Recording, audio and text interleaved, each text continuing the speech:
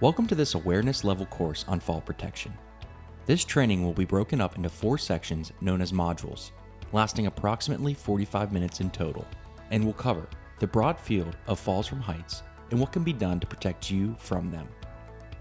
Major focus will be put on main regulatory rules, accepted best practices within the field, and control measures that can be used to protect you from this well-known hazard.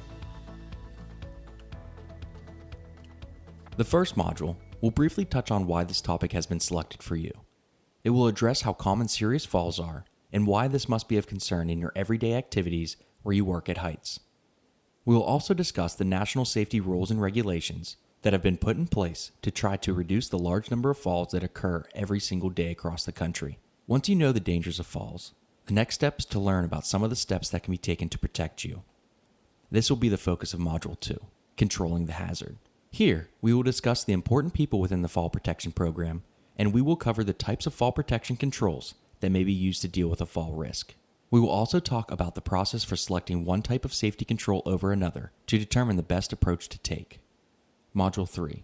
The PFAS introduces a system that is often used synonymously with fall protection, the Personal Fall Arrest System.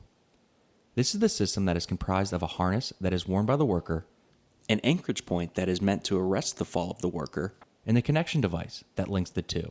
It gets its own section because it is, perhaps, the most complex and the most commonly used fall protection system. The course will conclude with a module that details considerations that must be taken when putting a fall arrest system into use.